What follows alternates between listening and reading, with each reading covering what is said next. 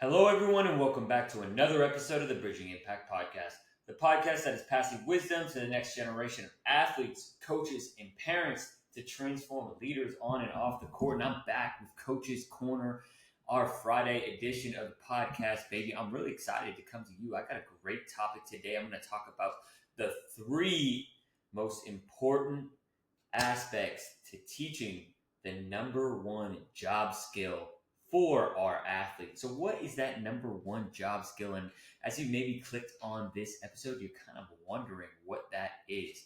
And so, with AI booming, and AI is going to take so many different jobs mostly that require no thinking in terms of like, I can code this and then I can upload it, right?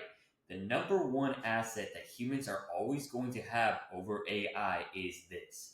We are always going to have ourselves, and we're always going to be able to problem solve at a different level than I think the computers ever will be able to. And we could dive into the analytics era and some of the other things in terms of sports that I feel like, robots and AI don't get right. But that's a whole nother, honestly, episode and podcast for another day. So let's dive into the three aspects of how to teach our young athletes to problem solve. But before we get into that, I want to share a story. Last week, I had the opportunity to play some pickup basketball. I went home, I visited my parents, I got to see some old friends. It was great. Got to connect and play some basketball with some old friends, right? And I'm getting to play some pickup basketball, and I'm playing with one of these. He's an athlete. He just graduated high school, very talented, probably one of the more talented players that have come out of, Arcata High School, where I am from. So one of the things that I noticed immediately off the bat, right? This is pickup basketball. I'm not playing no AAU basketball. Like, I'm just playing pickup basketball with my friends and some other random people that I have no idea who they are. Keep in mind the competition level is it's average, right? It's honestly probably below average. But his parents are in the stands yelling at him the entire game, coaching him up. And every time he makes a mistake or misses a shot, his eyes just dart up to his parents. And I'm like, what are we teaching our athletes? Because I've seen so many other athletes that are like this. Like, I've worked with a ton of other parents that have similar kind of basically MO, similar, kind of, I guess, parenting styles. And I'm not here to sit here and say and tell people how to parent, because number one, I don't have a kid. I'm just noticing this is what I notice. And I want to give out suggestions for the coaches and parents that are listening, because it is imperative for us to teach our young athletes how to solve their own problems. That's one of the biggest things that I see, honestly, not even just on the basketball court, just like with kids in general, because I've got the opportunity to substitute teach, and they look for answers, right? There's so many answers, right? And I even, I'm a little bit guilty of this as well, right? We can Google pretty much anything, but we overcoach, we overparent, and I even overcoach sometimes, right? We always give the answers. Well, we need to flip that. And so, the number one thing to help our athletes become better problem solvers, we got to stop giving nonstop advice. Stop, stop, stop, stop. We're not letting them gain the skills to solve their own problems if we always give them the answer. If we always say, hey, pass over here, pass wing, drive to the basket, oh, cut here, right? And it's really hard because we see, we've been through, certain experiences. A lot of them are very similar, but honestly, their experiences are different.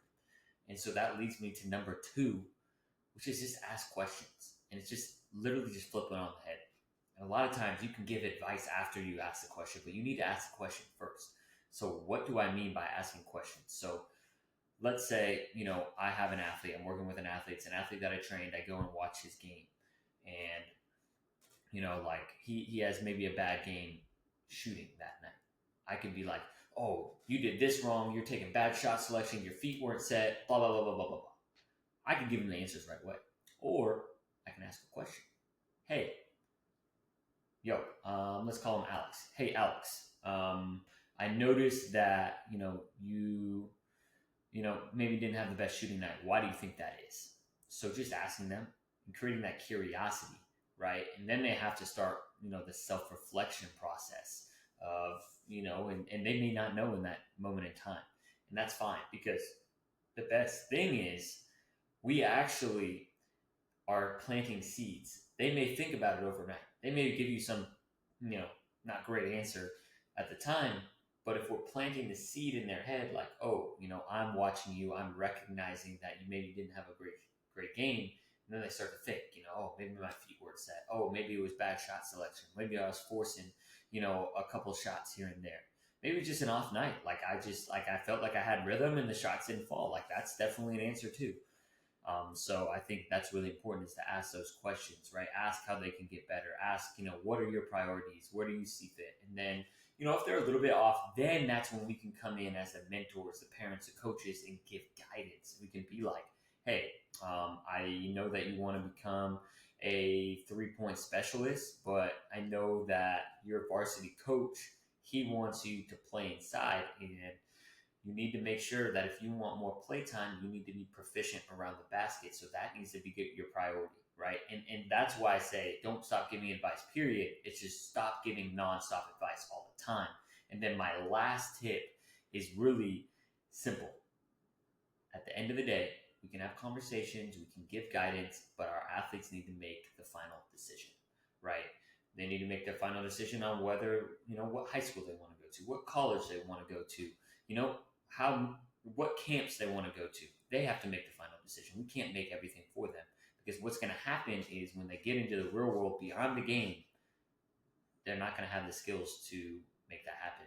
And it's really unfortunate to watch a lot of young athletes dart and look at their coaches and look at their parents, and yeah, you're going to make a mistake. So what? So how are we teaching how to solve their own problems, how to bounce back from mistakes, bounce back from bad games? How are we teaching them to become their own problem solvers? That is what I am really curious about. And I'm wondering, and I'll ask the question, and feel free to reach out to me on IG, Coach Furtado.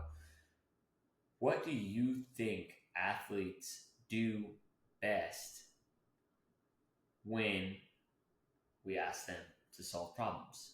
So I will reframe that question. How can we make sure that athletes are solving their own problems? I don't know what sport you coach. I don't know what age and level, right? A lot of what I've kind of shared is definitely targeted maybe more so to the high school age, because that's predominantly the age I work with. But I think, even at a younger age, right? I've coached young teams, and I feel like at that age, as a parent, you have even more influence over your kids. So how you parent actually is even more important. So just ask. And it is harder when they're younger, because they don't have the same critical thinking skills, but there's never too young of an age that you can start to work on those critical thinking skills. Because at the end of the day, right, Bridging Impact is committed to transforming leaders on and off the court, and, transferring wisdom that goes beyond the game. Because at the end of the day, only 1% of people play professionally out of all the people that play in high school. So I don't even know if it's that high of a percent. It's probably lower than that. And that's like making a living. So all of us are going to end up getting jobs. Maybe they start a little podcast, maybe they get into coaching, whatever it ends up being. We need to teach them those life skills of how to solve their own problems. That's the number one skill, in my opinion, that I think athletes and I think people are going to need beyond, these 2020 years, when we have AI is booming. It's going to take jobs. I don't know all about it, but I know it's going to take jobs. So you're either going to become a problem solver and learn how to use it as a tool, or AI is going to end up using you and taking your job. So what is your choice? And I hate to say it, but that's kind of the truth. So keeping it real. Hey, make sure you subscribe to the channel, Coach Furtado TV, if you're watching on YouTube, or give us a review on Apple Podcasts. If you give us a review, I'll give you a shout out here on Coach's Corner. I'm actually going to take a pause. Again, haven't been as consistent as I want this summer, but I'm actually moving places here in LA, and I'm really excited about that, because it's got a lot of great opportunities for me to expand the business. So with that, I appreciate everyone for taking time out of their day to listen to this, share it with a friend, and hey, I'll be in your eyes and ears, not this week, not next week, but the third week in August. Have a great rest of your summer, and I will, be back soon, baby. Connect with me on IG. I'll still be there. Have a wonderful, wonderful day. Cheers, y'all.